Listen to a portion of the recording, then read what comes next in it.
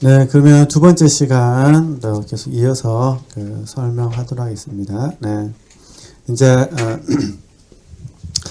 고린도후서 4장 말씀을 잠깐 보실까요? 네, 고린도후서 4장 말씀.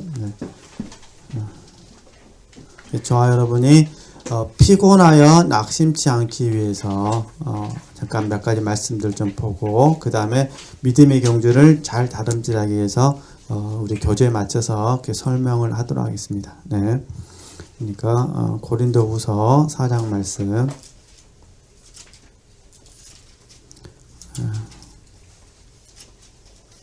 4장 1절 말씀. 자, 제가 칠판 써놨습니다. 하나님과 하나님의 말씀을 믿는 겁니다. 느낌을 믿으시면 안 됩니다. 네, 그러면은 고린도후서 4장 1절부터 몇 구절만 제가 같이 이렇게 필요한 부분들만 같이 보겠습니다. 제가 먼저 읽겠습니다. 고린도후서 4장 1절 필요한 부분들. 이러함으로 우리가 이 직분을 받아 국률하심을 입은 대로 뭐합니까? 낙심하지 아니하고 이렇게 말합니다. 그러니까 국률하심을 입은 대로 낙심하지 않는다. 이건 어떤 의미냐면은 사도 바울의 입장에서 봤을 때 선교에 대한 결과가 없습니다. 결과. 그러니까 결과. 예를 들면 이룸, 그죠? 성취, 예를 들면 뭐 완성, 이런 결과, 이룸이라든가 성취라든가 완성, 이런 부분들이 사도 바울이 원하는 만큼의 결과가 없다는 거예요. 네, 그렇죠? 근데 이제 사도 바울은 뭐라고 하느냐? 그런데 나는 이 직분에 있어서 내가 사도라는 직분에 있어서 하나님의 국률하심 가운데 내가 됐기 때문에 나는 뭐 하지 않는다는 거죠? 낙심하지 않는다는 거예요. 왜냐면 내가 지금 이 동네에서 이름이 없거나 성취가 없거나 완성이 없거나 결과가 없을 뿐이지 나와 함께 계신 하나님은 변함이 없으시다는 거예요. 그러니까 사도 바울은 하나님을 믿고 하나님의 뭘 믿는 거죠? 말씀을 믿은 거죠. 그렇죠? 그러니까 쉽게 말해서 우리에게 적용하면 하나님이 나의 아버지이심을 믿고 우리는 이걸 믿잖아요. 그죠? 하나님의 말씀이라면 하나님은 사랑이시잖아요. 그러니까 하나님의 말씀을 저와 여러분이 특히 사랑이신 하나님을 믿고 그러니까 아버지를 믿고 성경에 하나님이 사랑이라는 말씀을 내가 믿는 거예요. 그렇죠? 근데 결과적으로는 내가 원하는 인생은 되지 않을 수도 있어요. 사실 내가 원하는 인생을 뭐라 부르냐? 그걸 소욕이라 불러요. 이거 통틀어서 소욕이요.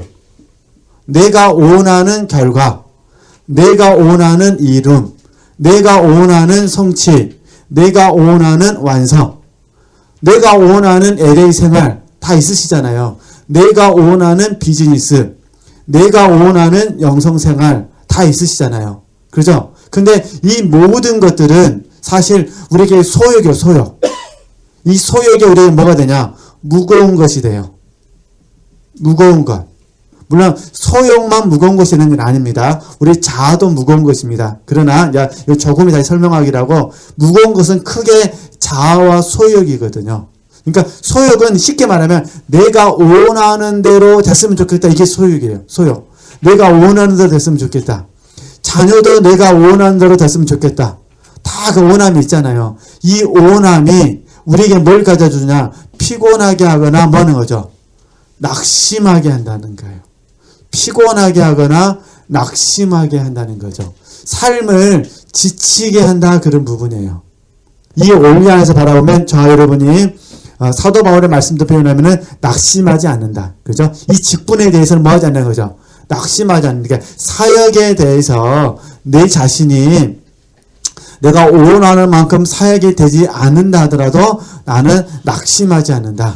하나님이 계시고 하나님의 말씀이 나와 함께 계시고 하나님의 은혜가 나와 함께 하시니 나는 절대로 피곤하거나 낙심하지 않습니다. 이렇게 말하는 겁니다. 자, 그 다음에요. 8절 말씀. 하여튼 피곤 낙심만 좀 보도록 하겠습니다. 8절 말씀 보겠습니다. 우리가 사방으로 우겨싸움을 당하여도 쌓이지 아니하며 답답한 일을 당하여도 뭐 하는 거? 낙심하지 아니하며 핍박을 받아도 버림받지 아니하며 거꾸로 됨을 당하여도 망하지 아니하고 그러죠. 왜 그러냐? 우리는 질그릇인데 잘 아시는 것처럼 사도 바울 표현입니다. 질 그릇인데 이 질 그릇 안에 누가 있다는 거예요? 보배이신 예수 그리스도가 계시다는 거예요. 그러니까 환경은 질 그릇이니까 환경의 영향을 받죠. 그렇죠? 그러니까 환경에 의하면 다시 자 말씀 보겠습니다. 환경에 의하면 사방으로 우겨쌈을 당하였어요. 환경이 지금. 그 다음에 답답한 일이 있다는 거예요. 그러니까 환경은 우겨쌈이 있고 답답한 일이 있고 그 다음에 핍박이 있고 거꾸로 뛰임이 있다는 거예요. 환경은. 왜냐면 질그릇이니까. 그렇죠? 지금 여기 오늘 앉아 계신 분들은 저보다 더 많은 인생을 사셨으니까 다 느끼시는 거잖아요. 인생은 고난의 연속이라는 거 다 동의하시죠? 저보다 훨씬 동의 많이 하시잖아요, 지금. 인생은 고난이요, 고난.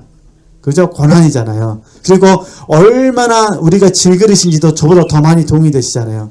질그릇은 쉽게 상처를 입습니다. 안 그러신가요? 지금 말씀은 하지 않아서 그러지, 그냥 오늘도 상처 입고 오실 수도 있어요. 그냥 사랑하는 가족들 한마디가 상처가 될 수도 있어요. 직장 동료의 말 한마디가 상처가 될 수도 있고, 상사의 말이 상처가 될 수도 있고, 또 나 혼자야 상처를 받아요. 나 혼자. 그냥 상처 받을 것도 아닌데 곱씹어갖고 상처를 받아요. 그만큼 우리가 질그릇이에요. 얼마나 약한지. 이해되시겠죠? 제 말은 질그릇이라는 거예요. 그러니까 지금은 우리가 객관적으로 보면 질그릇이에요. 근데 너무 놀라운 것은 질그릇 안에 누가 계시니까? 보배이신 예수 그리스도가 계시니까 우리는 뭐 하지 않는다는 거죠. 우리는 낙심하지 않는다 이 말입니다. 그러죠? 그러니까 질그릇을 보면은 다 피곤하고 낙심합니다. 그러니까 봐보세요. 믿음의 주여 또한 온전케 하신 예수님을 바라보는 거지 실망해 나요. 그러죠? 연약한 나요. 그러면 당연히 피곤하고 낙심이 되는 거예요. 우리는 여기 누구만을 바라보셔야 돼요? 예수 그리스도. 그렇게 적용하셔야 됩니다. 그렇게 어쨌든 그럼 또 말씀을 보실까요? 네. 그 다음에 이제 암송하고 계시는 말씀 16절 말씀 보겠습니다. 16절 말씀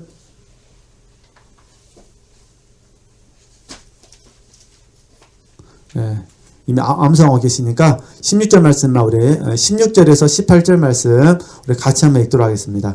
그러므로 우리가 낙심하지 아니하노니 겉사람은 후패하나 우리의 속은 날로 새롭도다.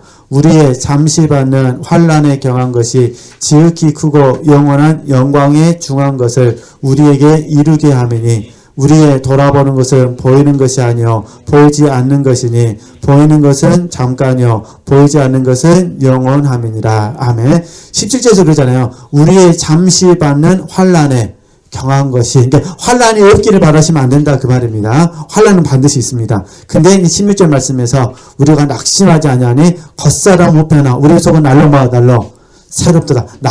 날마다 새로워져야 됩니다. 계속해서 새로워져야 됩니다. 점진적으로 새로워져야 됩니다. 그래서 낙심을 이겨낸다는 것, 이렇게 이해하시면 되시고, 어쨌든 이 공과를 정리하면은, 저와 여러분은 하나님과 하나님의 말씀을 믿고 소망하고 사랑하기 때문에 피곤과 낙심을 이겨낼 수 있다. 이렇게 적용하셔야 됩니다. 그러니까 피곤하고 낙심하지 않아야 믿음의 경주를 잘 할 수가 있습니다.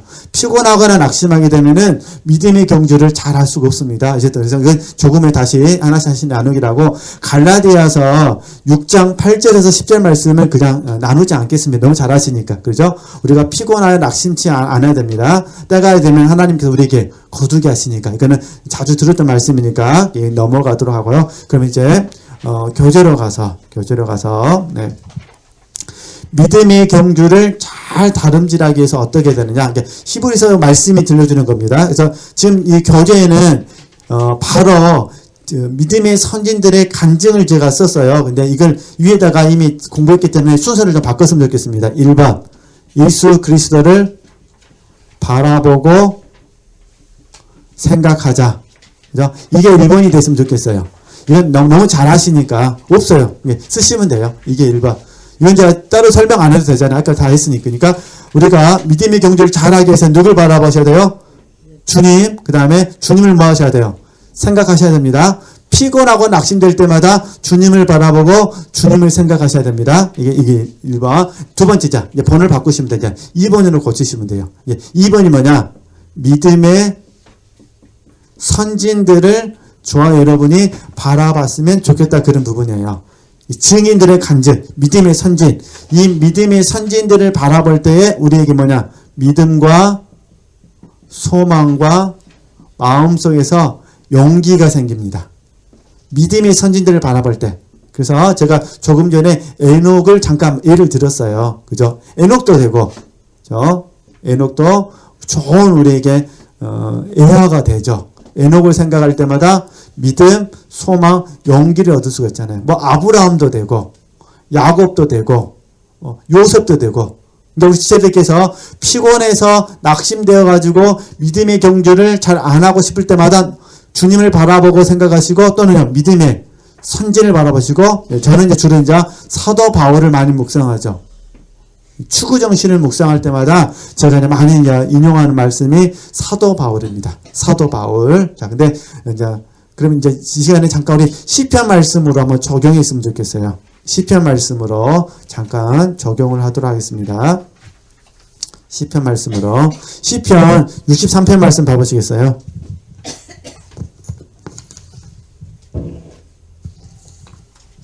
예, 시편 63편 말씀. 네. 적용점에서 몇 구절 보면서 같이 한번 이렇게 나눠보도록 하겠습니다. 네. 자, 믿음의 선진들을 바라보니까 이제 다윗 이야기를 잠깐 하려고 그래요. 예를 들어서 다윗을 좀 같이 좀 보려고 합니다. 네. 다윗의 시, 네. 1절 말씀 잠깐 보시면은, 지금 다윗이 광야에 있습니다. 광야, 시편 63편. 시편 63편 말씀. 물론 이제 시편 63편을 해석할 때 두 가지 관점이 있다 그러더라고요. 그 시편 63편 11절 말씀을 보시면은 왕은 하나님을 즐거워하리니 이 표현 때문에 그런다 하더라고요. 그러니까 지금 이제 다윗이 광야에서 환란을 경험할 때니까 환란을 경험할 때 주로 이제 다윗이 광야에서 환란을 경험할 때는 크게 두 번이잖아요. 첫 번째는 사울왕에게 도망을 다닐 때, 사울왕에게 도망 다닐 때가 광야에 있었잖아요. 두 번째는 자기 아들 압살롬의 반역에 있었을 때 광야에 있었잖아요. 근데 이제 11절 말씀에 왕은 이렇게 표현한 게 자기 자신을 뭘로 표현한 거죠? 왕으로 표현하니까 아마 이건 정답은 없습니다. 아마도 그 압살롬으로 인해서 도망갔을 때 쓰지 않았을까 이렇게 추정을 한다 그런 부분입니다. 이게 뭐 사울왕으로부터 도망을 갔든 아니면 뭐 압살롬으로 도망을 갔든 확실한 것은 다윗은 지금 환난 가운데 있습니다. 그러잖아요. 그러니까 다윗은 지금 환난 가운데 있다는 거예요. 누가 됐든 간에 사울왕으로 보면 장인어른이요. 압살롬으로 보면은 아들이니까 이게 어떤 형태가 됐든 간에 지금 다윗은 환난 가운데 있는데 이게 1절 말씀 이렇게 말합니다. 우리가 다윗의 이야기를 통해서 우리가 믿음, 소망, 용기를 가졌으면 좋겠다. 이렇게 훈련해보자 그런 부분입니다. 나만 힘들다고 생각하시면 안 되고 왜 내 인생이 이 모양이냐 이러시면 안 되고 정말 중요한 거는 내가 환난은 있지만 환난 가운데서 즐거워한다. 환난 가운데서도 내가 주님을 바라보고 주님을 생각하면서 믿음의 길을 가겠다. 이걸 보자 그런 부분입니다. 자, 그래서 1절 말씀 보면 너무너무 감동적인 고백을 합니다. 하나님이여 주는 나의 누구시라는 거죠. 하나님이십니다. 이렇게 말합니다. 예, 다윗의 고백은 뭐냐면 주는 나의 누구시다. 나의 하나님이시다. 이렇게 말합니다. 그리고 시편 118편 말씀에 보면은 주가 나의 하나님이신 것에 대해서 감사합니다. 다윗이 그랬다는 것이 아니라 시편 118편의 저자가 그럽니다. 하나님의 나의 하나님이심에서 뭐 한다는 거예요? 감사했다는 거예요. 그러니까 우리도 이랬으면 좋겠어요. 주는 나의 누구시라? 하나님이시라가 감사했으면 좋겠어요. 왜 하나님이 나를 안 도와주셔가지고 나를 환난 가운데 두셨냐고 피곤하고 낙심할 것이 아니라 여전히 내가 환난 가운데 있지만 하나님이 나와 함께 하시니 당신은 나의 누구십니다? 하나님이십니다. 이렇게 우리가 감사할 수 있었으면 좋겠다 그런 부분이에요. 우리가 혹시 환난 가운데 원망하고 불평하면 물론 우리가 연약함 때문에 합니다. 근데 연약함이 심해져 가지고 강팍해지면 어떻게 되냐? 욥의 아내처럼 돼버립니다. 욥의 아내처럼 하나님을 저주하게 됩니다.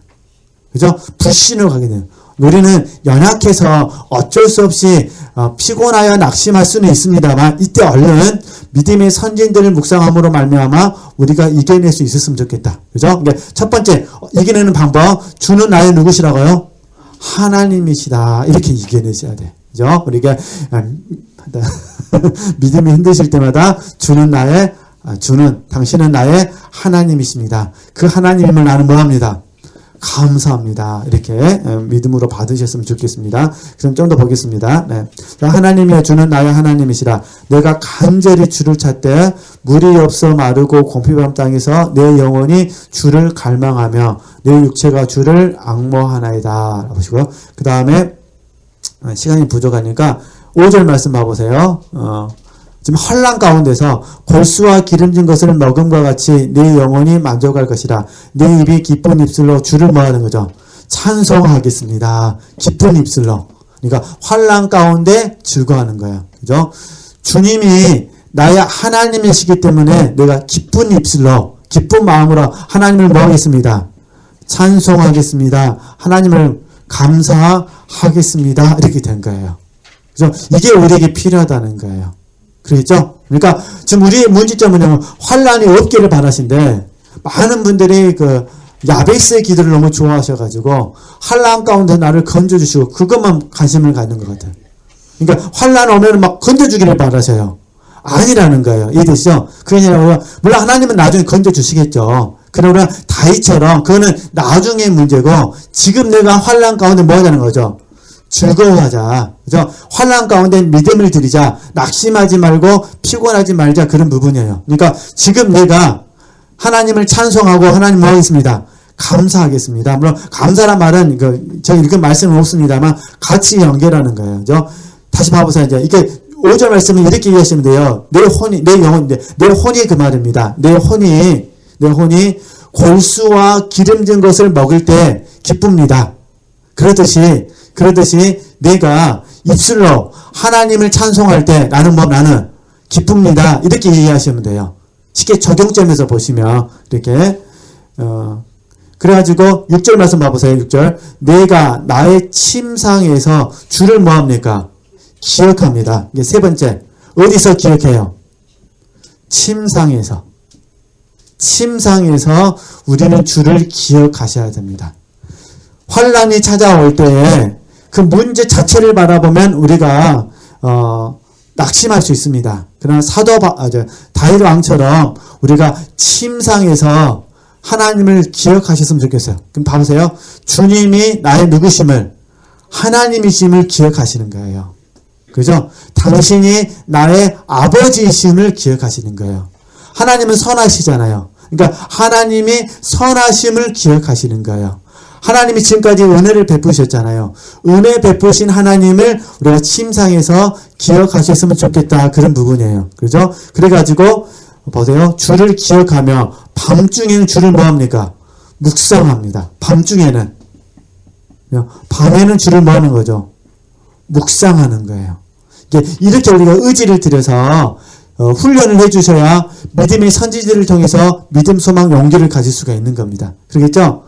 근데 이렇게 구체적으로 적용해주지 않으면은 그냥 에녹은 에녹이고 나는 나가 이렇게 되면 의미가 없잖아요. 그죠? 그러니까 다시 저나 우리 지체들이 에녹을 생각할 때마다 하나님께서 에녹을 기뻐하셨다. 무엇으로 기뻐하셨냐? 믿음으로. 우리도 믿음을 통해서 에녹처럼 이 땅에서 하나님의 기쁨으로 살다가 주님 공중재림하시면 나도 에녹처럼 죽음을 경험하지 않고 하나님께 올라가겠습니다.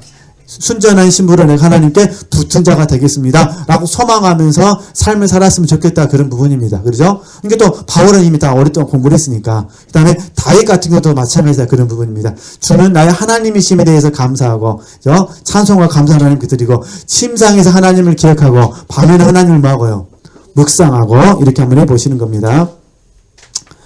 그리고 이제 7절 말씀 보시겠어요? 주는 나의 도움이 되셨습니다. 내가 주의 날개 그늘에서 즐거이 뭐하리다. 부르되 주의 날개도 마찬가지 같은 이미지잖아요. 주의 날개가 나를 지켜줬잖아요. 하나님께서 모세를 통해서 이스라엘 백성들에 말씀하시잖아요.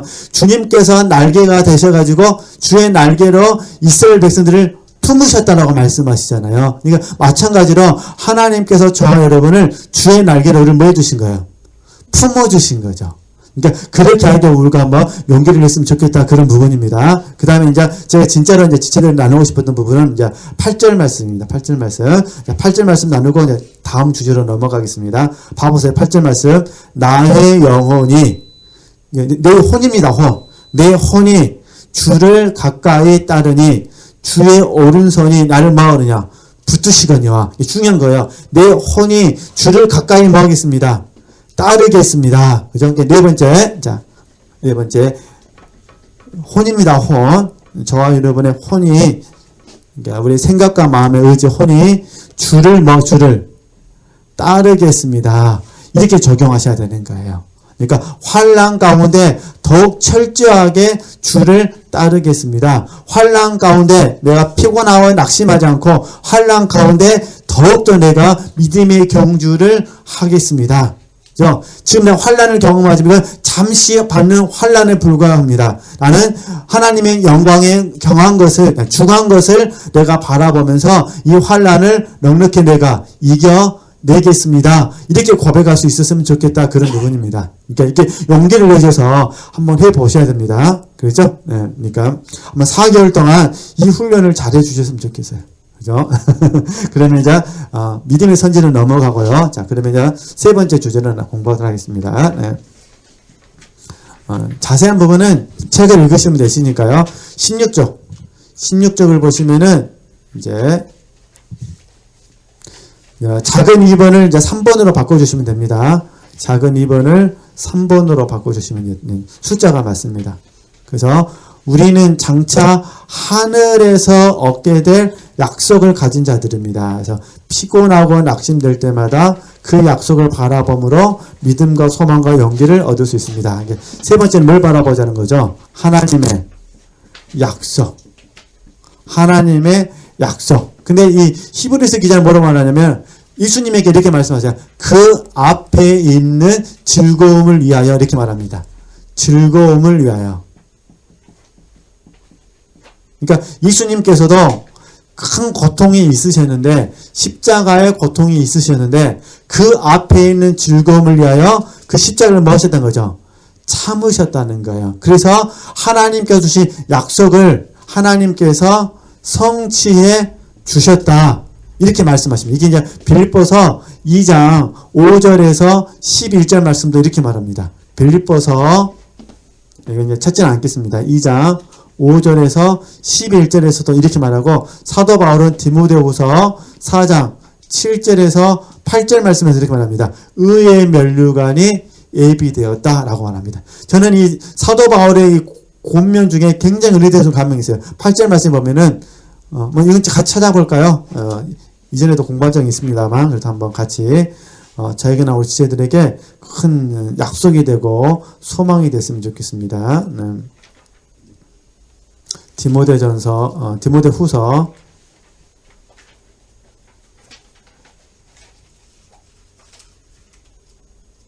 디모데후서 4장 8절 후반절 말씀. 제가 읽겠습니다. 디모데후서 4장 8절 후반절 말씀. 자, 제가 읽습니다.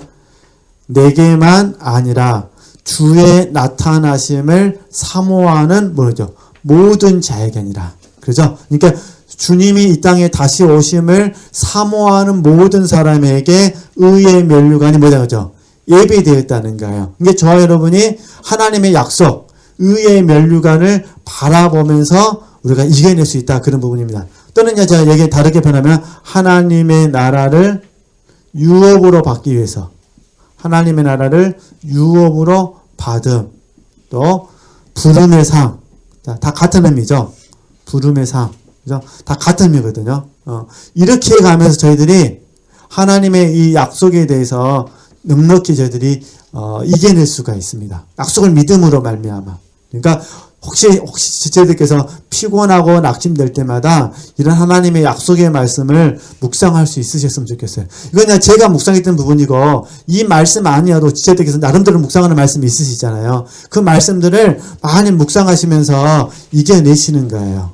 그렇죠? 단지 저는 이제 사도 바울을 통해서 다윗왕을 통해서 묵상했기 때문에, 특별히 히브리서 12장 말씀을 가지고 묵상을 했기 때문에 이 말씀을 가지고 이제 제가 지체들에게 설명을 해드리는 부분입니다. 어쨌든 지체들에게 어떤 형태가 됐든 간에 다시 정리하겠습니다. 이 믿음의 경주를 잘 가기 위해서는 주님을 바라보시고 뭐 하셔야 돼요? 생각하셔야 됩니다. 그다음에 믿음의 선진들을 바라보실 때마다 믿음과 소망과 용기를 얻으셨으면 좋겠습니다. 그다음에 하나님의 약속을 묵상하실 때마다 정말 주님께서 그리하셨던 것처럼 우리에게도 그리하실 줄 믿고, 사도 바울에게 그리했던 것처럼 우리에게 그렇게 하실 줄 믿고, 우리도 어떻게 하자는 거죠? 이 하나님의 약속을 바라보면서 열심히 훈련할 수 있었으면 좋겠다. 그죠? 또 이미 앞에서 잠깐 봤지만 갈라디아서 6장 8절에서 10절 말씀처럼 성령을 위하여 심으면 성령으로부터 영생을 거둔다고 말씀하셨으니까, 이런 말씀들을 묵상하시면서 우리가 소망 가운데 이 믿음의 경주를 잘 할 수 있었으면 좋겠다. 그죠? 이게 지금 우리가 경험하고 있는 환란에 너무 빠지시면 안 됩니다. 환란이 있는 건 어쩔 수가 없는데 우리는 환란 가운데 뭐 한다고요? 즐거워한다. 그렇게 고백하시면 도움이 되실 것 같습니다. 그러면 이제 이 주제는 이제 넘어가도 될 것 같고요. 그 다음에 이제 우리에게 무엇이 피곤하게 하냐, 무엇이 우리로 하여금 낙심하게 하느냐, 이것들을 좀 같이 보려고 그래요. 이게 이제 무거운 것과 얽매기 쉬운 책이 되는 거죠. 그러니까 가만히 묵상해 보면 우리로 하여금 피곤하게 하는 것들, 우리로 하여금 낙심하게 하는 것들을 무엇인가 봤더니 무거운 것과 뭐란 거죠? 얽매기 쉬운 죄라는 거예요. 네, 가만히 묵상해 보면, 네, 그래서 이 부분들을 같이 한번 묵상하도록 하겠습니다. 네.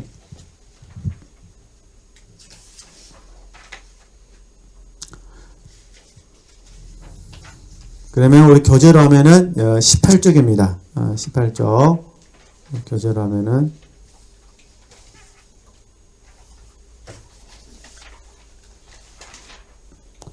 18쪽 말씀, 18절 보시고 천천히 설명하겠습니다. 자, 지금 이게 무거운 것은 간단하게 말씀드리면 이게 자아 때문에 무거울 수가 있고, 그 다음에 소욕 때문에 우리가 무거울 수 있습니다. 그리고 이 자아에서 파생되는 어떤 것이 있습니다. 자아의 어떤 것들이 사실 우리에게 무거운 것이 됩니다. 죄는 아니지만, 그죠? 왜냐면 얽매이기 쉬운 죄는 또 별도의 문제니까 그러잖아요. 그러니까 죄는 아니지만은 어떤 것들이 우리에게 무겁게 할 수가 있습니다. 물론 예를 들면 어떤 분들은 자녀가 무거운 것이 될 수가 있겠죠. 어떤 분들에게는 자녀가 죄는 아니잖아요. 그죠? 어떤 분들에게는 뭐 집이 무거운 것이 될 수가 있겠죠. 맨날 집만 고쳐야 되네. 예를 들면 하나 고쳐놓으면 또 고장나고, 하나 고쳐놓으면 또 고장나고, 뭐 그럴 수도 있겠죠. 어떤 분들에게는 사역이 무거운 것이 될 수도 있겠죠. 어떤 분들에게는, 이게 사실은 하나님께 주시는 좋은 것들이 우리 자아가 개입이 되다 보니까 그게 이제 무거운 것이 될 수가 있죠. 그러잖아요. 그러니까 우리가 이제 우스갯소리로 그러잖아요. 사도 바울 같은 경우는 자녀가 없으니까 홀가분할 수 있지만, 우리는 자녀가 있으니까 참 이게 무엇이 선택하기 어렵다. 그게 뭐가 된 그거는 어떤 면에서는 무거운 것인데, 또 자녀가 무겁다 해서 죄는 아니잖아요. 그죠? 내 인생을 무조건 망치는 건 아니니까 때로는 내게 즐거움도 주기도 하고 때로는 내게 힘들게 하기도 하는 것 뿐이지. 안 그러신가요? 그러잖아요. 그러니까 이것은 참 무거운 것을 구체적으로 설명하기는 어려운 부분이 있어요. 그러면 이제 쉽게 말하면 자아와 소욕은 우리가 뭐가 되는 거죠? 무거운 거. 그래서 소욕을 달리 표현하면 욕심이라고 부르기도 하는데, 쉽게 말해서 이런 부분이요. 내가 원하는 대로 됐으면 좋겠다. 이런 마음이 강하면 주로 소욕이 됩니다. 내가 원하는, 사실 우리가 피곤하고 낙심하는 것도 원하는 대로 안 돼서 그러는 거예요. 원하는 대로만 되면 좀 어떨까요? 피곤하고 낙심이 좀 덜 되죠. 피곤해요. 원하는 대로 피곤합니다. 안 그러실까요? 비즈니스가 너무 잘 돼요. 피곤할까요? 안 피곤할까요?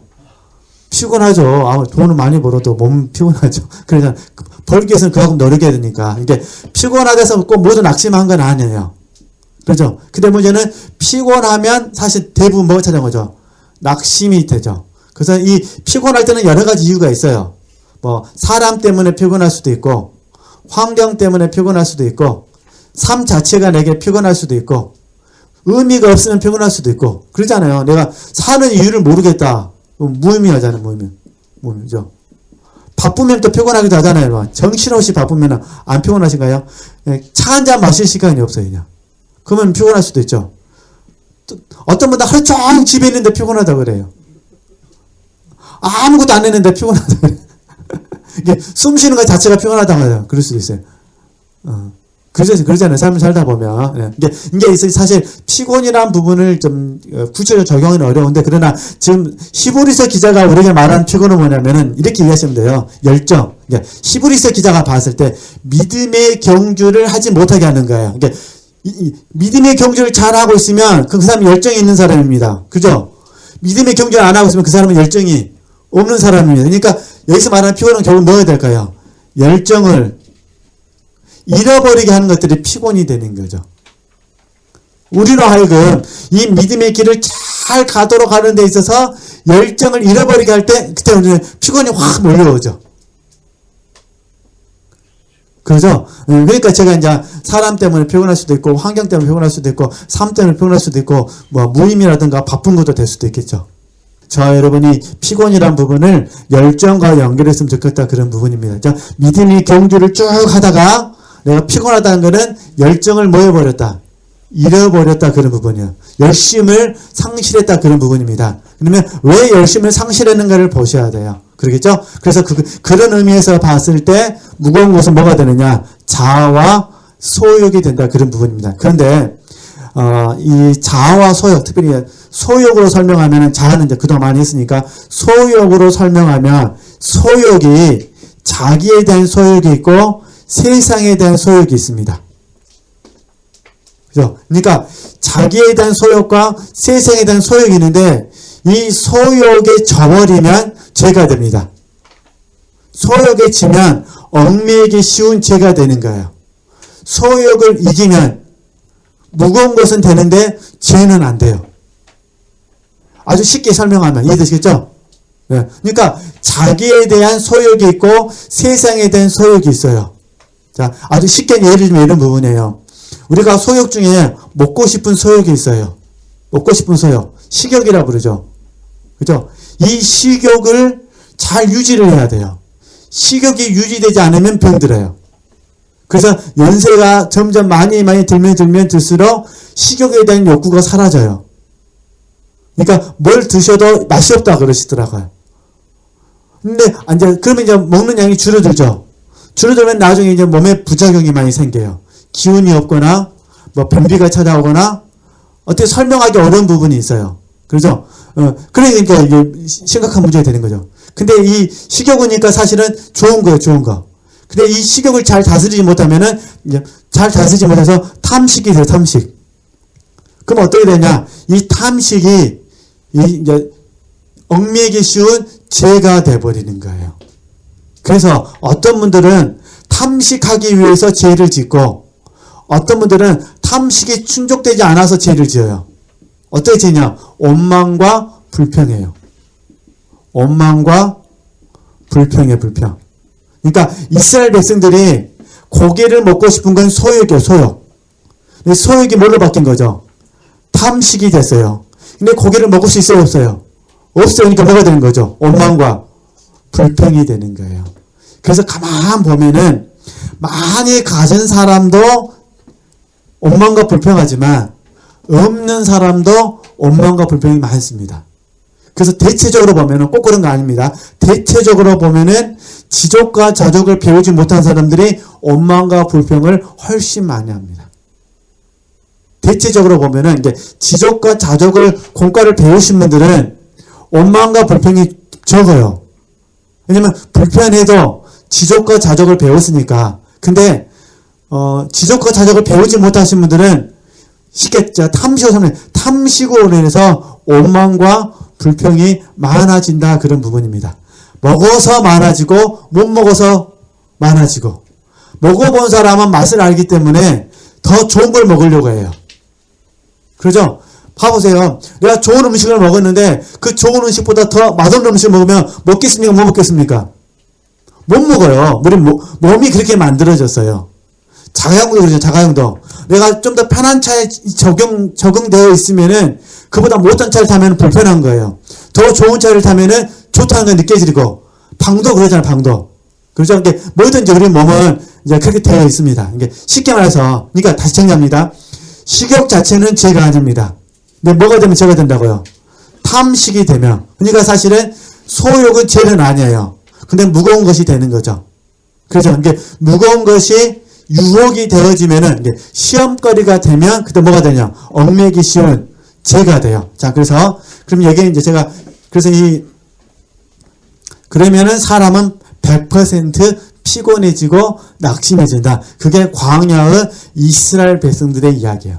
40년 동안 하나님께서 40년만 살라고 하셨으니까 40년 동안 원망과 불평했지. 이스라엘 백성들이 80년을 광야에 살았으면은 80년 동안 변화된 것이 아니라 80년 동안 뭐 하고 있을까요? 원망과 불평하게 되는 거죠. 그러니까 쉽게 말해서 평생을 원망과 불평하고 살다가 간 거예요. 그래서 아까 우리 고린도전서 10장 말씀 읽었잖아요. 저희가 반석은 예수 그리스도인데 반석에서 나오는 물을 먹었다는 거예요. 그러니까 예수 그리스도를 믿었는데 근데 저의 다수를 하나님이 기뻐하지 아니하셨다는 거죠. 그러니까 예수 그리스도를 믿는다고 해서 모든 사람이 하나님의 기쁨이 되는 건 아니다. 그런 부분입니다. 그러면 어떤 사람이 기뻐하느냐? 믿음의 경주를 하는 사람을 하나님 뭐 하신다? 기뻐하신다. 그래서 에녹을 우리가 존경하는 거예요. 300년 동안 있었는데 300년 동안 하나님과 뭐 했다는 거죠? 동행했다. 믿음으로 삶을 살았다는 거예요. 근데 이 땅의 삶을 사는 동안 저희를 또 믿음으로 하나님과 뭐 할 수 있었으면 좋겠다. 동행할 수 있었으면 좋겠다. 그런 부분입니다. 그래서 이 자기와 이 소액을 만난 걸 자기 사랑이라 그래요. 세상과 소액이 만난 걸 세상 사랑이라 그러는 거죠. 그렇죠? 그래서 자기 사랑을 하나님이 싫어하시는 거예요. 세상 사랑을 하나님이 싫어하시는 거예요. 왜냐하면 자기를 사랑하고 세상을 사랑하는 우상이 되는 거거든요. 우상. 하나님을 섬기지 않는 거예요. 이게 이제 얽매이기 쉬운 뭐가 된 거죠? 죄가 되는 거예요. 그래서 우리는 평생 동안 자기 사랑과 세상 사랑이 우리에게 얽매이기 쉬운 죄가 되는 거예요. 그러니까 쉽게 말해서 자기를 사랑하는 마음은 자기의 얽매이고 세상을 사랑하는 마음에 얽매이고 평생 이렇게 얽매이다가 죄를 짓게 되는 거예요. 하나님 앞에. 그죠? 그래서 우리는 어떻게 되느냐? 이 모든 무거운 것을 가감하게 십자가에 벗어버리셔야 돼요. 소욕을 쳐서 복종을 시켜야 돼요. 자기 사랑을 쳐서 복종을 시켜야 되고 세상을 사랑하는 마음을 쳐서 복종을 시켜야 돼요. 그렇지 않으면 라오디아 교회가 되는 거예요. 이게 라오디아 교회는 주를 향한 사랑에서 벗어나서 자기를 사랑하고 세상을 사랑하는 교회가 라오디아 교회거든요.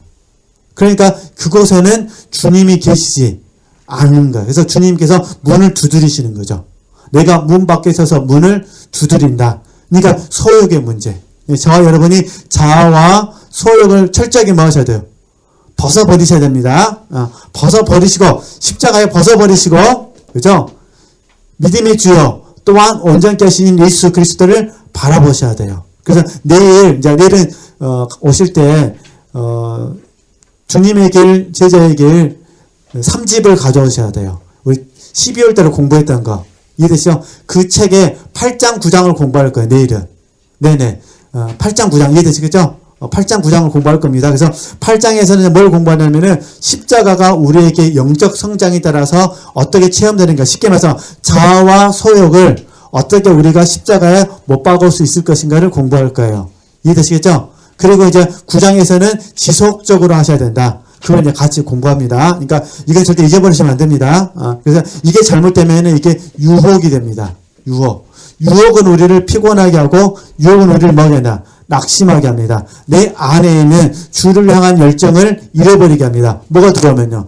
유혹. 그래서 예수님께서도 주기도에서 그러잖아요. 시험에 들게 하지 마옵시고 그러잖아요.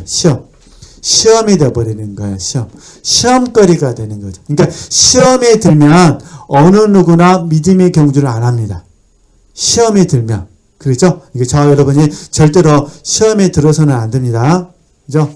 절대로 이건 잘 명심해 주셨으면 좋겠습니다. 자, 그러면 이제 다시 18쪽을 보시면은 18쪽에서 이제 우리를 피곤하게 하고 낙심케 하는 것들, 작은 일반 많은 시험들, 이제 이해되시겠죠? 제가 시험을 말씀을 드렸습니다. 그 부분 이해하시면 되시고, 네. 그 다음에 이제 19쪽을 보시면은, 19쪽에 이제 뭐가 나오냐면은, 혼이 나옵니다. 혼의, 이 감정과 생각과 같이, 왜 이게 우리를 피곤하게 하냐? 사실 우리가 이 주를 향한 이 사랑을 잃어버려서 열정을 잃어버리면 생각과 마음이 너무 피곤해요, 사실은. 나를 생각하니까. 나의 유익을 도모하니까. 그래서 이건 어떤 의미냐면은 이렇게 이해하시면 됩니다. 우리의 혼이 주인 노릇을 하려고 해요. 그러면은 사실 저와 여러분이 피곤합니다. 그래서 무거운 것이 되는 거예요. 이 무거운 것을 십자가에 뭐 하셔야 돼요? 못 박으셔야 됩니다. 그러면 어떻게 하셔야 되냐? 우리 주님께서 십자가를 참으셨어요. 그러죠? 주님께서 십자가를 참으셨던 것처럼 저와 여러분도 혼이 주인 노릇 하려고 하면, 생각이 주인 노릇 하려고 하면, 마음이 주인 노릇 하려고 하면, 의지가 주인 노릇 하려고 하면 우리도 어디로 가셔야 돼요? 십자가를 참으사 십자가의 역사로 적용하셔야 돼요. 십자가의 역사. 그래서 이 주제는 이제 내일 제가 이제 말씀을 드리겠습니다. 십자가의 역사. 이해되시겠죠? 이 십자가의 역사로 적용하셔가지고 생각과 마음과 의지를 내려놓는 게 주인 노릇 하려는 마음을 내려놓으셔야 돼요.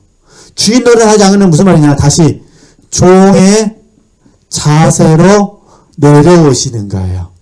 내 생각과 마음과 의지는 이해되시죠? 종의 자세로 내려오는 거예요. 이게 주인 노릇을 하려고 하시면 안 되고 종의 자세로 내려오셔야 돼요. 이럴 때 뭐라 할 때 육체 가운데 행한다고 말합니다. 이게 종의 자세로 내려오면은 육체 가운데 행함. 그죠? 주인 노릇을 하려고 하면 육체로 행함. 이렇게 구분이 돼야 됩니다. 이걸 잘 구분해 주셔야 돼요. 그러니까 우리 육체는 부정하면 안 됩니다. 이해되시죠? 혼의 기능은 살려주셔야 돼요. 이게 생각과 마음과 의지는 활동을 내야 돼요. 이거 문제가 없어요. 근데 문제는 뭐냐? 생각과 마음과 의지가 뭐가 되려는 문제라는 거죠. 주인내는. 그러니까 육체로 행하는 거예요. 생각을 따라서 행하고 마음을 따라서 행하고 의지를 따라서 행하는 이게 뭐냐? 얽매이기 쉬운 죄가 돼버리는 거예요. 이게 무거운 것일 때 버리면 되는데 이걸 받아주게 되면은 얽매이기 쉬운 죄가 돼요. 그래서 인간관계에 갈등이 생기는 거예요. 내 생각을 따라서 말하지 않고 마음을 따라서 말하지 않고 의지를 따라서 말하지 않고 종이 되어서 주인이 원하시는 대로 생각하고 주님의 생각이 내 생각이 되고 주님의 마음이 내 마음이 되고 주님의 뜻이 내 뜻이 되어져 가지고 내가 믿음으로 육체 가운데 행하면 예수 그리스도를 믿는 믿음으로 육체 가운데 행하면 의의 변경이 되는데 종의 자세가 되어서 하나님 나라에 참여가 되는데 그러지 않고 육체로 행하니까 얽매이기 쉬운 죄가 되어져서 그래서 인간관계에 문제가 찾아오는 거예요. 섭섭하다. 그죠? 서운하다. 그럴 수가 있냐? 무례하다. 나를 언제 사랑했냐? 이런 안 좋은 반응들이 나오는 거예요. 그래서 심각해지면 인간관계가 깨지게 됩니다.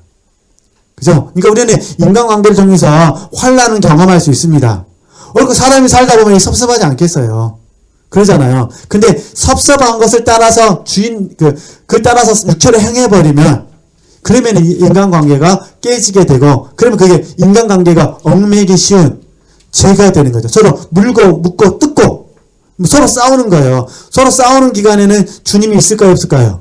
없어요. 옳음을 내가 선택하니까. 근데 우리는 옳음보다는 생명을 선택하는 거잖아요. 옳음보다는 우리는 사랑을 선택하는 거잖아요. 그죠? 그렇게 한번 훈련할 수 있으셨으면 좋겠습니다. 이제 이 원리를 한번 적용해 주시라고 제가 말씀을 드린 부분입니다. 네, 그렇게 적용하시면은 이제 이 무거운 것과 얽매이기 쉬운 죄는 이제 좀 이제 하여튼 교재를 읽어보시면은 계속해서 이 부분에 대해서 설명되어 있으니까 참고하시면 되실 것 같고요. 네, 그러면은 이제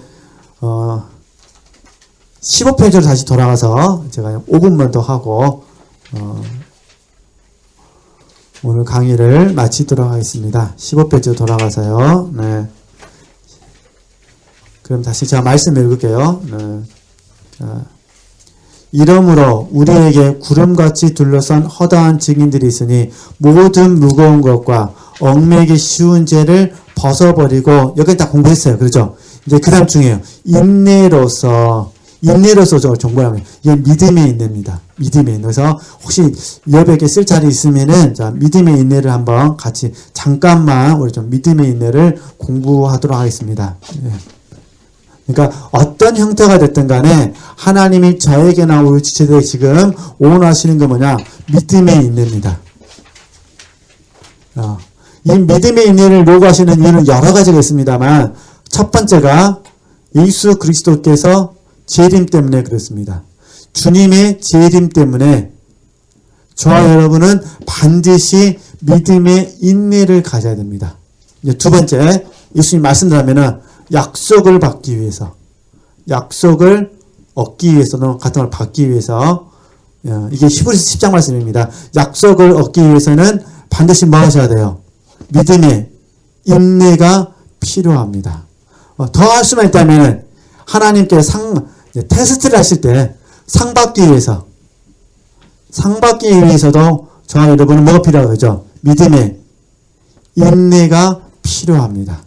근데 이제 상은 뭐 주관적인 거라 제가 뭐라 말할 수는 없고, 어찌됐든 제가 드리고 싶은 부분은 우리는 다시 이제 히브리서 10장 말씀으로 돌아갑니다. 히브리서 10장 말씀, 성경 말씀을 읽는 게 그 정답이니까, 예, 믿음의 인내.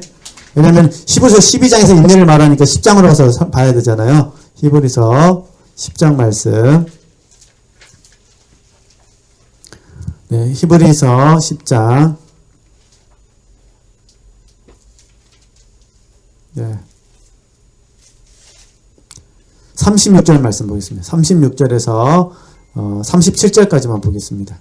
36절에서 37절 말씀 보세요. 네. 너희에게 인내가 필요하면 그러잖아요. 너희가 하나님의 뜻을 행한 후에 뭘 받기 위해서죠? 약속을 받기 위함이라. 잠시 잠깐 후면 오실 리가 오시리니 지체하지 아니하시더라. 그죠? 어쨌든 저와 여러분이 인내가 필요합니다. 인내. 하나님의 뜻을 행한 후에 뭘 받기 위해서요? 약속을 얻기 위해서, 받기 위해서 주님 재림을 하시기 때문에 인내. 우리가 주님 재림을 믿지 않으면 인내가 안 되죠. 그죠? 그래서 특별히 야고보 선생님은 이 믿음의 인내를 이야기하면서 욥을 이야기합니다. 욥의 인내. 그죠? 어쨌든니까 인내, 욥의 인내, 누가 12장에서는 예수님의 인내를 말하지만 어쨌든 저와 여러분이 주님의 재림 때문에 하나님의 뜻을 행하고 약속을 얻기 위해서, 그 다음에 혹시 테스트를 받고 있다고 깨달아지시나요? 뭘 받기 위해서요? 상 받기 위해서는 뭐가 필요해요? 인내가 필요합니다. 그래서 이게 야고보서 1장 2절에 4절 말씀 너무 잘 아시잖아요. 그죠? 2절에서 4절 말씀에서도 여러 가지 시험을 만나거든 온전히 기쁘게 여기라고 말씀하시잖아요. 그죠? 온전하고 구비하여 이렇게 말씀하시고, 옳다 인정함을 받을 때 하나님께서 상 주신다고 말씀하시고, 이게 다 야고보서 말씀이니까 이런 말씀 적용하시면 됩니다. 그러면 이제 우리가 인내에 구체적으로 내가 인내를 배워야 돼요. 그죠?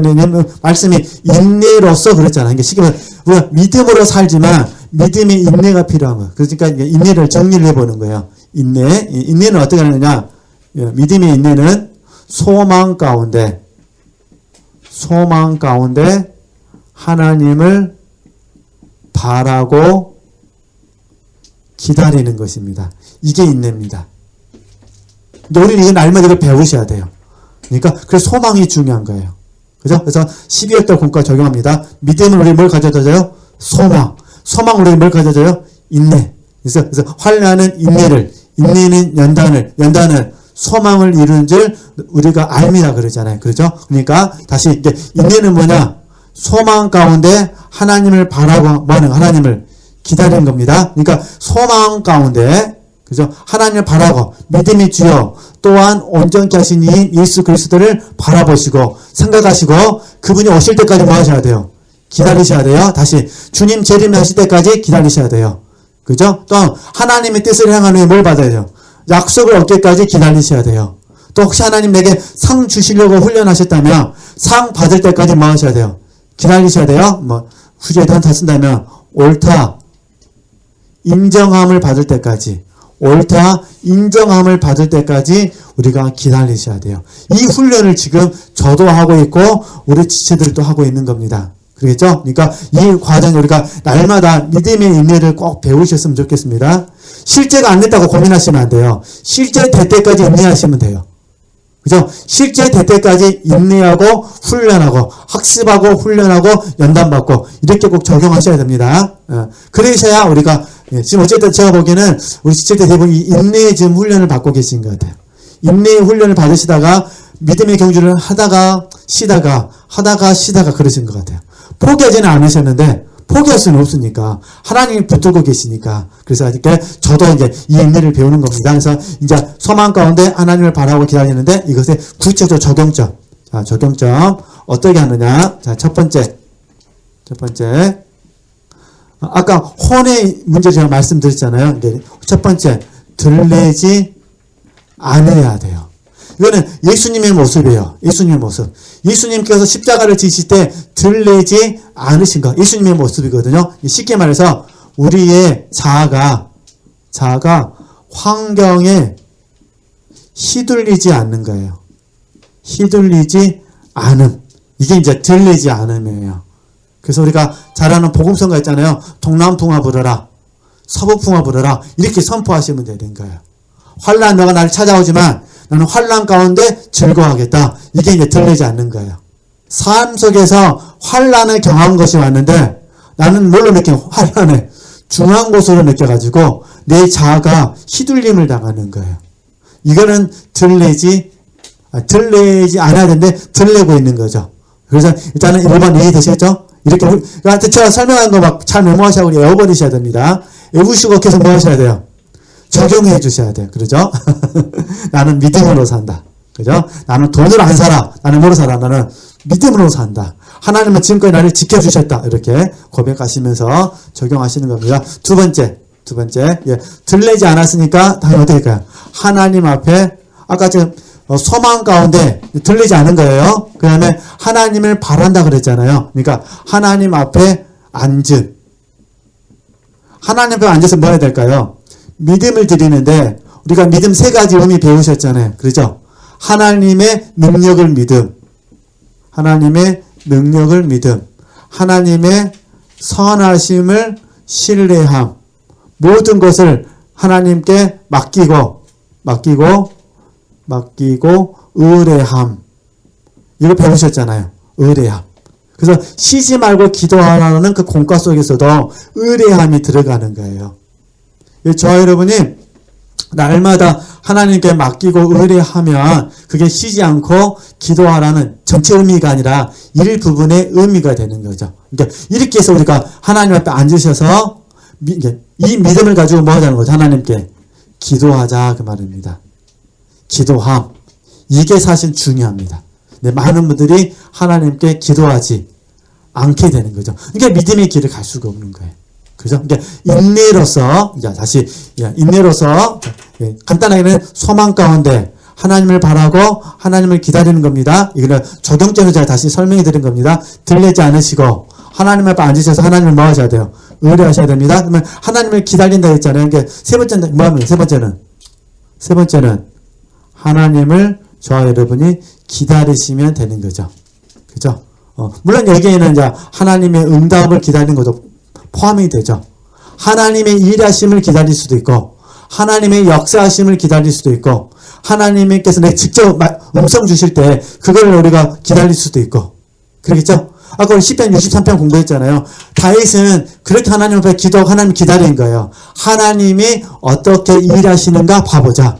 하나님이 내 인생을 어떻게 붙들어 가시는가 봐보자. 하나님을 기다리셔야 되죠. 하나님의 역사를 기다리시든 하나님이 직접 내게 음성 주시기를 기다리시든 하나님의 뜻이 나를 통해서 어떻게 성취되는가를 기다리시든 어떤 형태든 간에 기다리시면 되는 겁니다. 단지 소망 가운데 하셔야 됩니다. 그죠? 그렇게 하시고 우리 지체들께서 훈련하시면 좋겠고요. 하나님께 영광 돌리겠습니다.